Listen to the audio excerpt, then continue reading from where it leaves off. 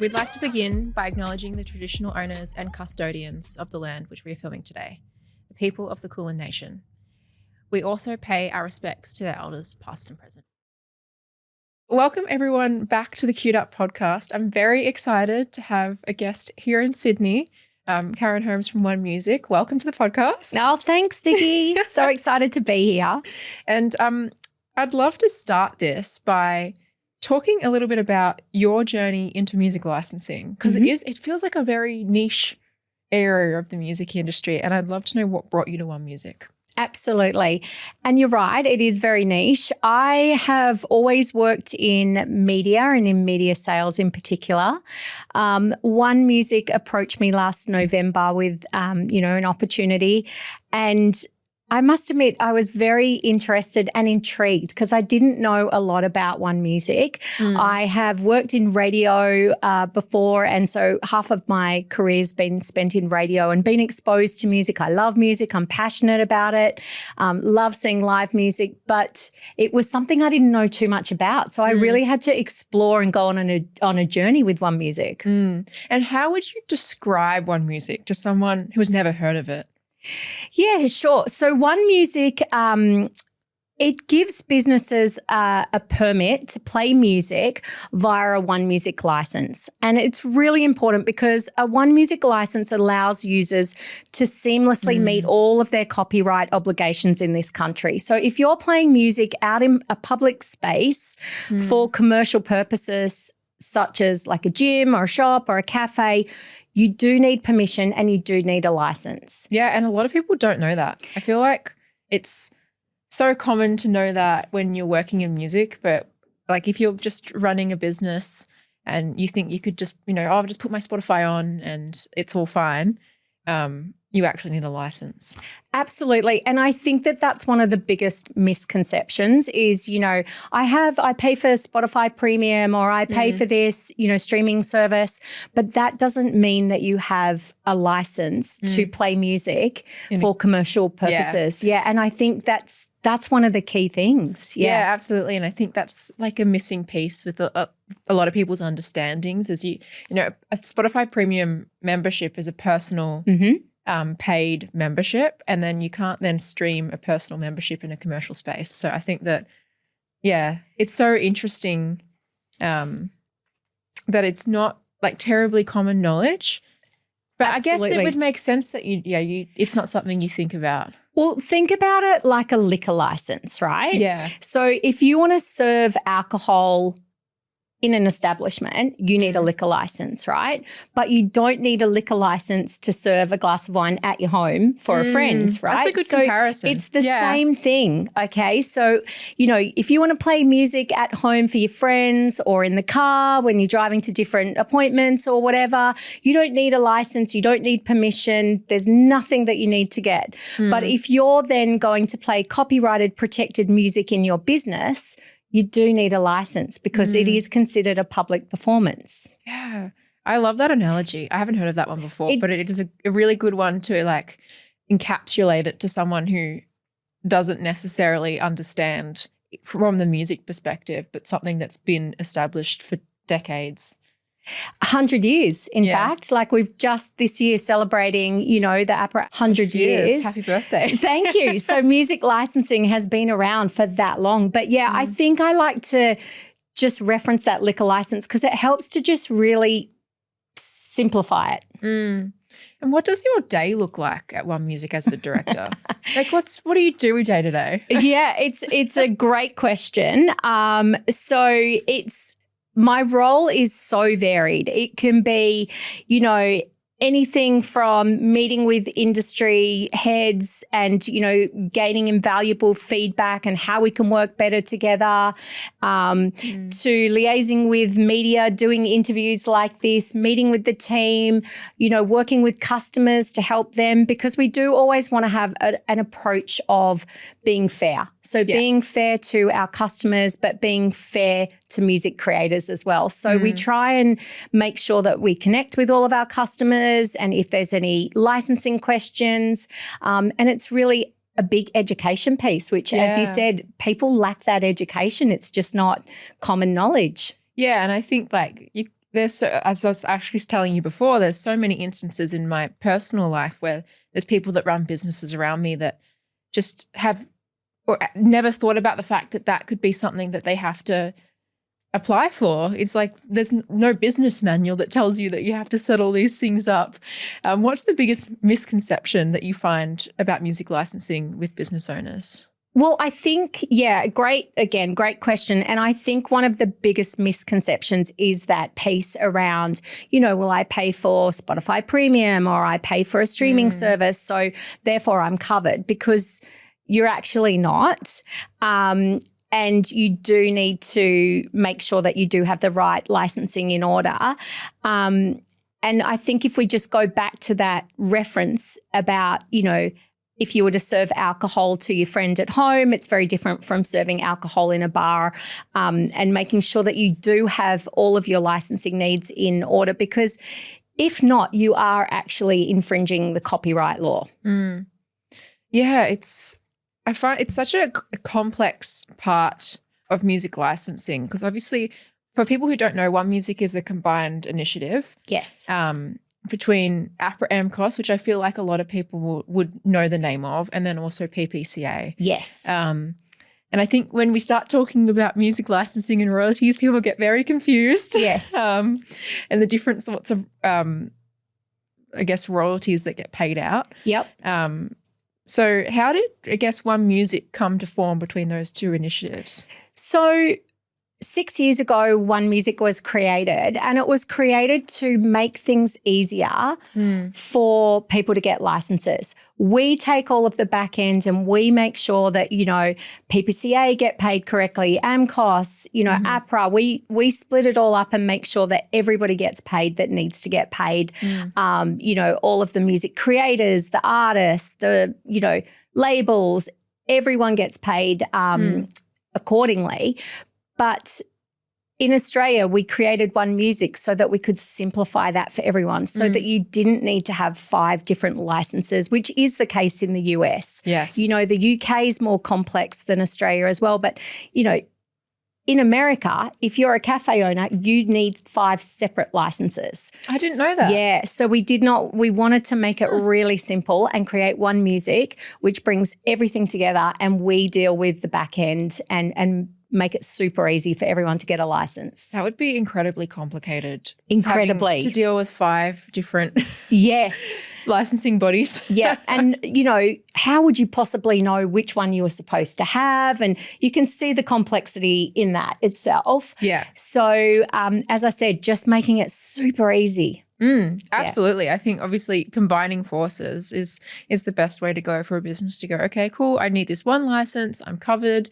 And then obviously for different industries, it's measured differently in terms of like if they have people that sit in the restaurant, based on square, and then also square footage, isn't it? Yeah. So it's, if you're a restaurant, it's based on square footage. If you're a gym, it's how many classes you have.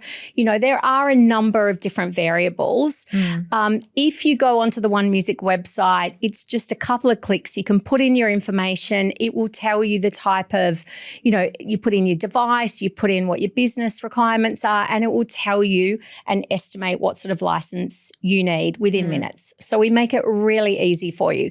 If you also want to speak to someone, you can call, 1300 162 162, and you can speak to somebody from the team who can take you through the whole process. But as I said, if you just jump on the portal, you can just put all of your details in there. You can put your requirements. Are you listening to the radio? Are you using a streaming service? It will spit out the exact, license requirement that you need. We've tried to make it so simple for everyone to use. Yeah, I think that's the key with things like that is just simplifying it to its core and just making sure people can get through the process and understand and go, okay, cool, this makes sense. You guys also recently did some very interesting research and a report that came out that myself, who works at a background music supplier, found very interesting. I'd love to hear your thoughts on that. I know it wasn't in the questions, so I'm throwing a spanner in the works, but it came out after.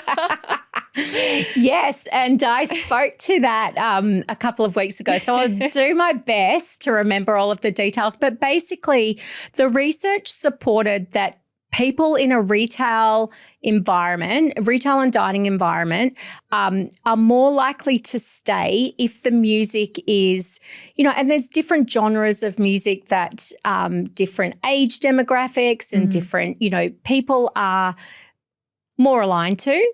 And it means that they will spend more time in your store or in, a dining experience if the music is right and they like it and they're more engaged and they'll spend more and all of those things. But equally, there was one piece of research that came out if they walk into a store and it was generally speaking to the 40 to 55 demo and the music's blaring and it's not, it's a high energy genre, they'll walk straight out. They won't consider a purchase, even if they were going in because it was something that they wanted. Volume and, getting the genre or the energy wrong is a complete turn off and people will leave. It's so fascinating because of the work we do at Cusick and, curating music to demographics, but then also the demographics of the people, like different times of the day. And I think that a lot of businesses take it as an afterthought. And when I was reading through that research, I'm like, here are like statistics to prove that this can really shift sales behavior in a store depending on who's going into the store, what music's playing. And something that I always say, and a lot of people sort of reiterate around me, is that when the music's right, no one will say anything. Absolutely. But if it's wrong, they'll say something. Absolutely. And I think that, overall the research suggested that, try and find like that happy sort of medium for your business where, you can, as best as possible, because I know everybody has different tastes, but as best as possible to meet the needs of your customers because they will leave. And I think that's probably a challenge for the business owner, right? And, we would suggest, someone asked me in the last interview, what do you do if you hate the music? Well, be kind to the business owner for a start and give some feedback. They probably will appreciate it. If it means that they're losing business and people are leaving the store, then give them some feedback in a kind way. Absolutely, And I'm sure that they would appreciate it. Yeah. I think that like any sort of feedback, music's such a subjective topic that you can never take any feedback in an offensive manner when it comes to music because one person's going to like one thing and another person's going to like another. Something that the balance that we often are faced with when we're dealing with the enterprise level clients is balancing the needs of the customers and then also the staff that work in the store. Was there any research around the staff and the music for the staff? There wasn't in this piece of work because it was focused on, customers and the sales piece in that retail and dining specifically.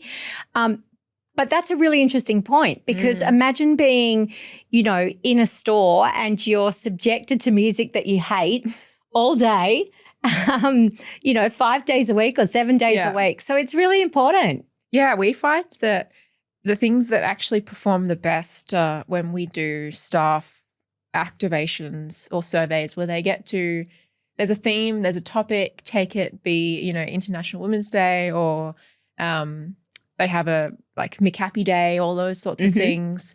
They get to actually, request in their songs and hearing back music that they've picked leads to such great reward for all the staff and they get really excited about it. And I find that really exciting because you just see like music's such a connecting element and it gets everyone sort of together in that camaraderie amongst the team, which is really exciting. I agree. And imagine if you could, introduce a way that all staff could, potentially hear one or two of their favourite songs and then throughout the day, or throughout the week, depending on the staff, they can hear that song that would really connect them to the business and make them feel like they were helping to shape it as well. So I think that's a really good point. It's probably something that we should look at in the future when we do these studies. Yeah. It's something that we've just like dipped our toe into in terms of staff surveys and understanding the staff of the store because these are the people that are there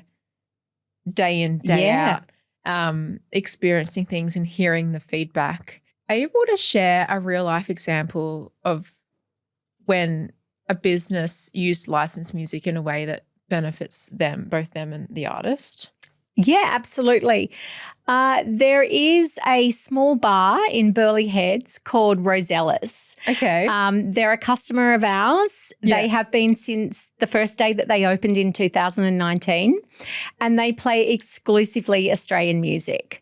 I love to hear that. So, and they play both old and new. So it's not just all current hits, or it's not just the oldies or whatever. And then they've even gone so far as to name some of their cocktails after, famous Australian musicians like Kylie Minogue. They've based their whole business around their love and support for all things Australia, including, Australian music. So it's a wonderful thing. It's a point of difference that they have, and it draws in a crowd, and it means that Australian music creators benefit from the plays. And it's a really wonderful example of, when music and I guess an idea come together and perfectly play out. Oh, my heart's just so warmed. I'm so passionate about Australian music, and I think it's like in-store is such an untapped, or in-restaurant network for showcasing what we have to offer here in Australia, which I think is absolutely fantastic. Absolutely. I think it's like an interesting thing. I'm not sure if this is something potentially you can answer, but I know at Cusick, when someone uses our services, uses our business, we track RSIC codes and report them back to you. In terms of someone getting a One Music license who then plugs in Spotify, are there ways that you know what they play? Yeah, absolutely. So we track music being played. We have a huge database that's been collected from different music users. So whether you're playing like radio, television, as you suggested, background music suppliers, music streaming services, so including your Spotify, and also any live music reports that come from our members. And so we track all of that. We get all of the data. We have a huge data team that then process all of that, analyze it. As I said, I'm simplifying it, but make the splits between APRA, AMCOS and PPCA, and then whether it's music creator, songwriter, et cetera, and do all of that data analysis in the background. But then also there's another, small plug-in device that recognizes music that you play as well. Okay. So it's more for small businesses. Yeah. It's an Audio audio meter, and it just plugs in. As I said, it's a small device. It uses state-of-the-art technology to fingerprint songs, and then One Music customers can just be rest assured that all of that data is getting transferred back to us, and we can track all of that as well and make sure the appropriate people get paid. Oh, that's amazing. It's really simple. Yeah. Any One Music customer can apply to get one of these little devices called an audio meter, as I said, and we can supply it to you at your premises at no cost. So we try to make it really simple for everyone. And I think maybe we've mentioned, I just want to pause for a second because we've mentioned APRA AMCOS and PPCA a few times.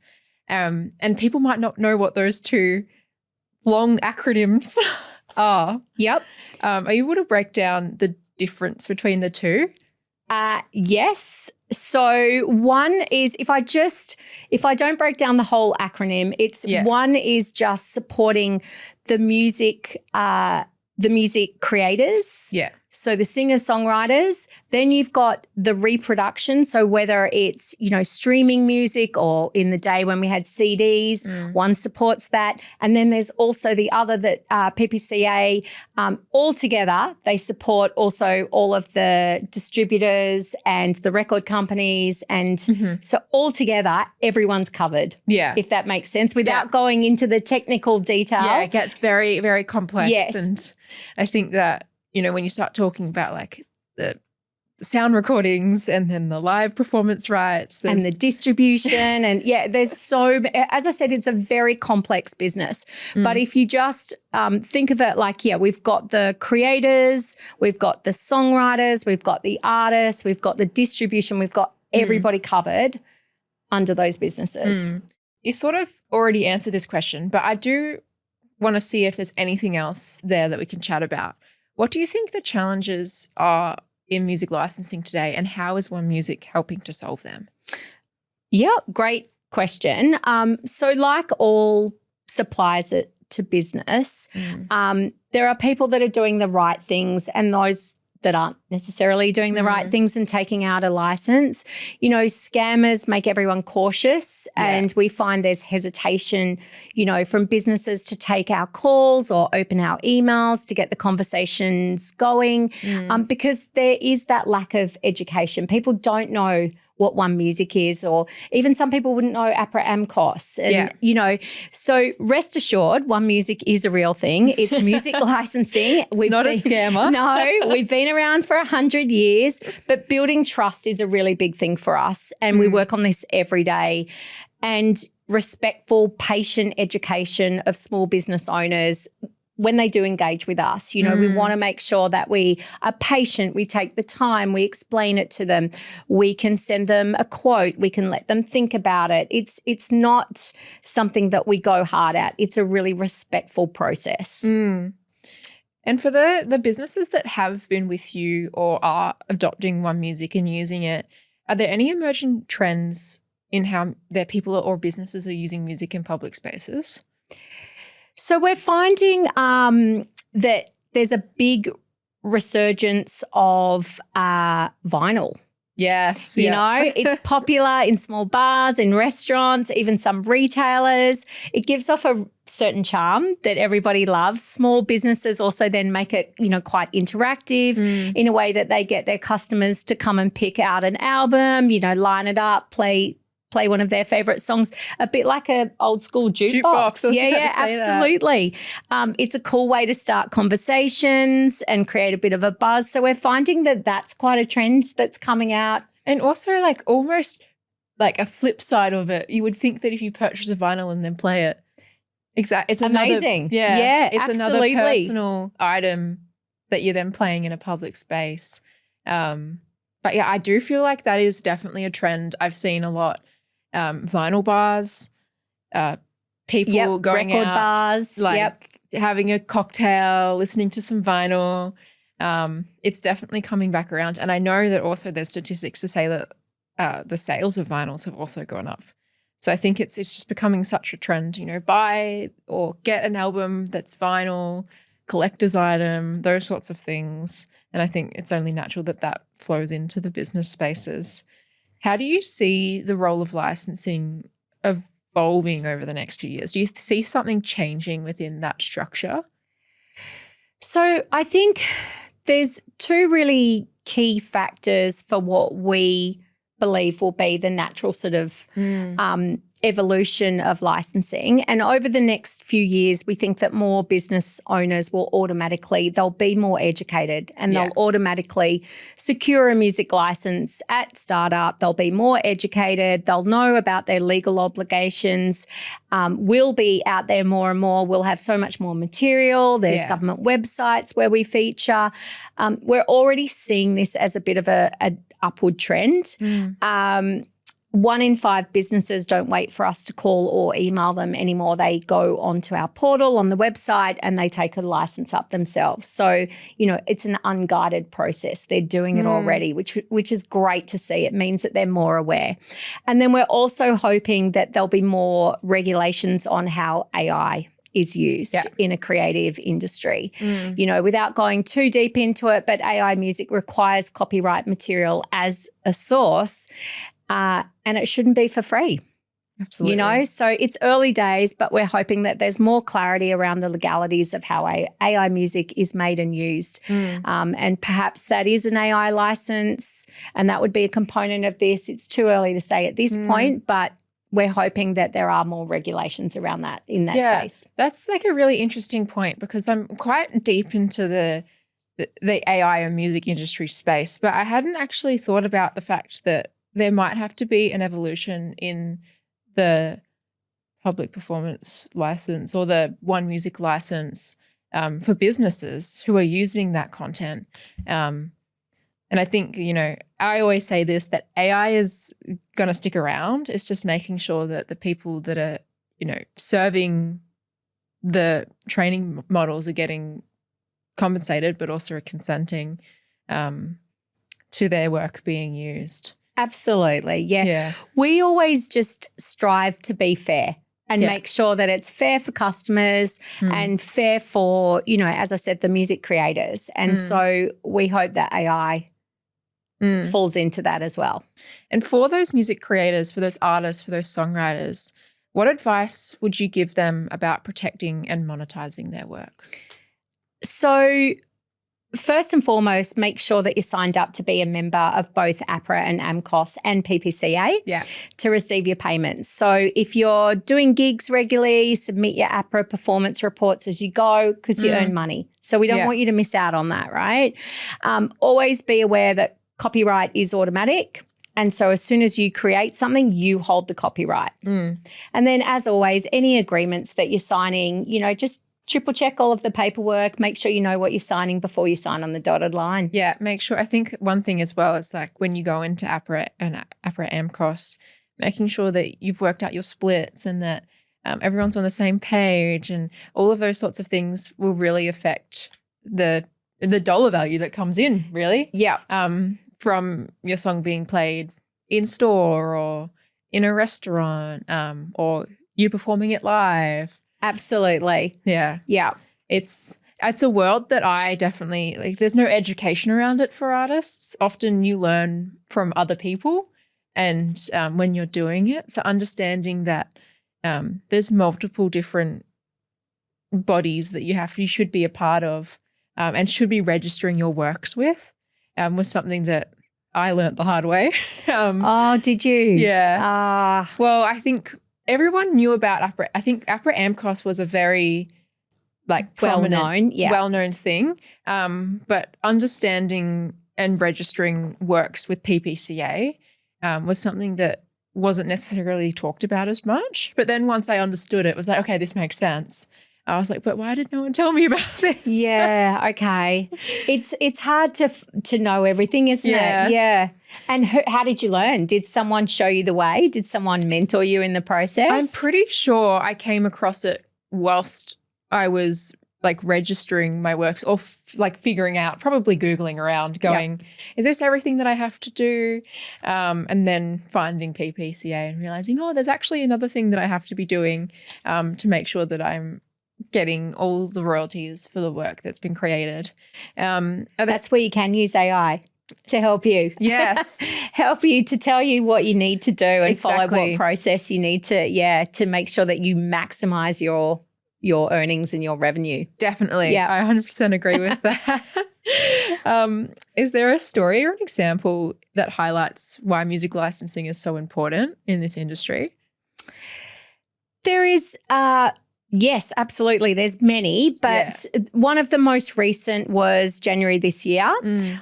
Several news outlets reported on a federal Circuit and Family Court of Australia decision against a gym owner operating a number of gyms in Sydney and Victoria without a valid One Music licence.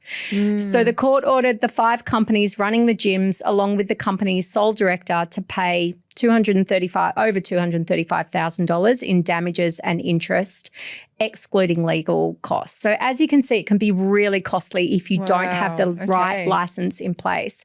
And the judge said that Mr. Turner, who was the majority owner, simply ignored repeated warnings from APRA from May 2022, and he needed to get a licence to use the songs in his classes. And that was a News Limited article, so everyone can jump online and see that.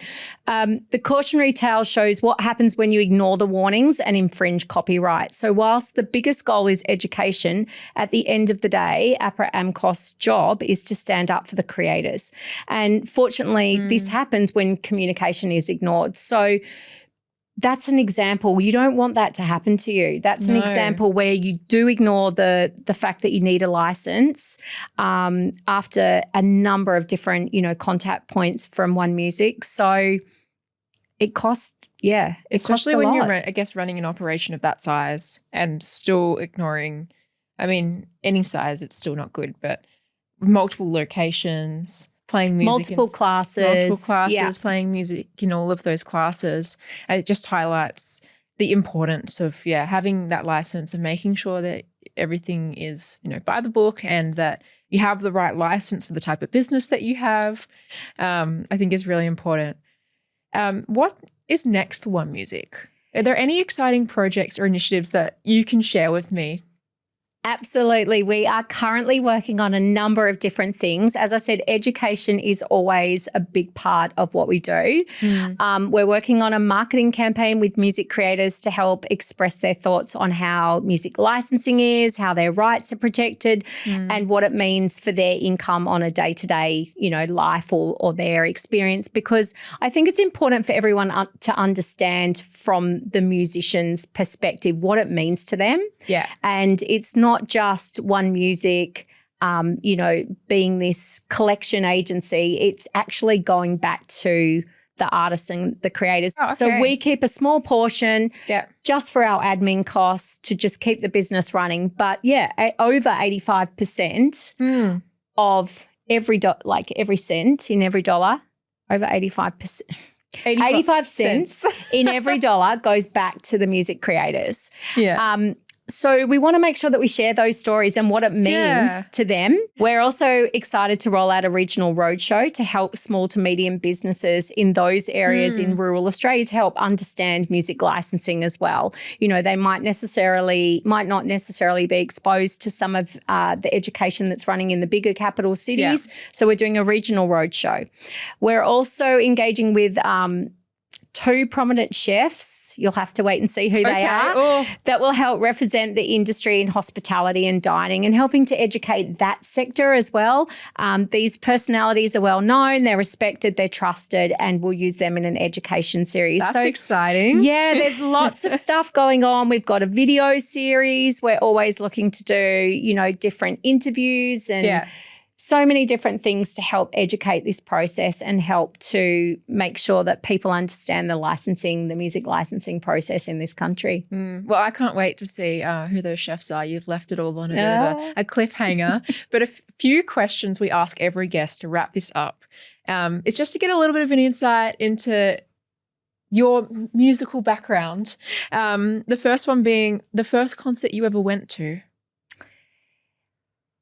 I was a young girl. It was Listen Like Thieves. Oh, okay. The Entertainment Centre, INXS.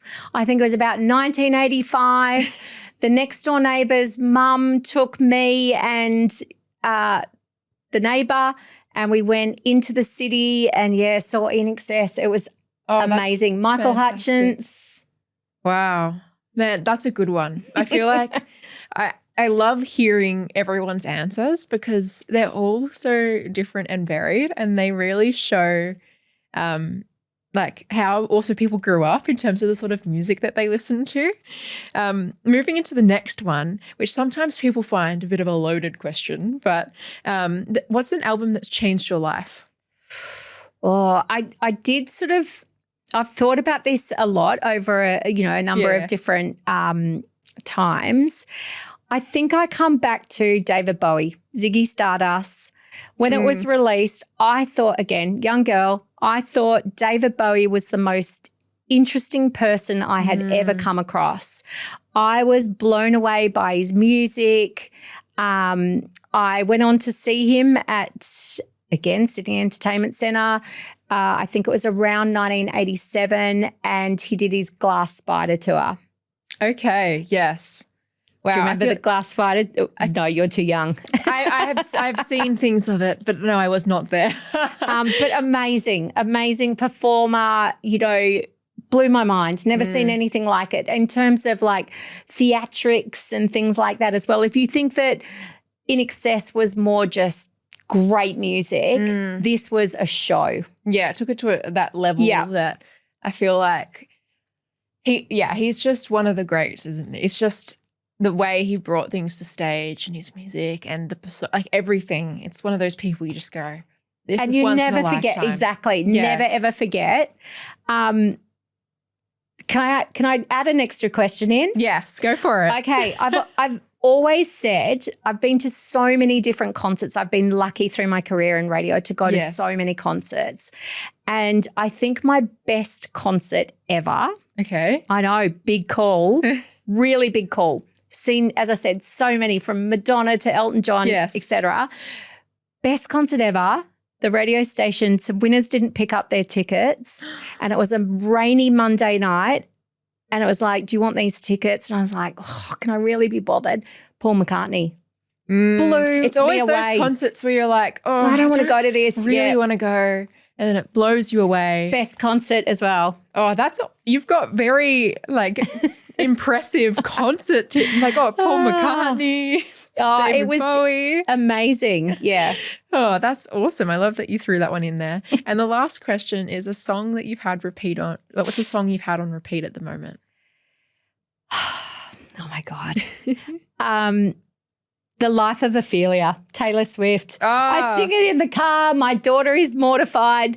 But the song that gets me out of bed, I love that song, by the way, but the song that gets me out of bed in the morning to walk the dogs is Kelly Holiday, Dancing 2. Very, very good track. Pop it on and I go, okay, let's just go. Let's just get this happening. Yeah. Let's move. Let's go. Have you seen it live? No. You've never seen it live? No. Yeah, it's pretty great. I think it would be. Yeah. I think he's just got charisma and Yeah, he performed at the ARIA Awards last year and everyone was on their feet. Yeah. Everyone was loving it. It was an absolutely fantastic time. And I love that project because I think it's obviously so different to what he does with Peking Duck. And it's so interesting. And the fact that this Dancing 2 song took on its own new life on TikTok as well. Yeah. I just love to see that when that happens. Yes. But thank you so much for coming on to Queued Up today. It's been an absolute pleasure. And then I guess if people want to learn more about One Music, they can go to the One Music website. We'll put that in the show notes. But yeah, thank you so much. Thank you for having me. Thanks, Nikki.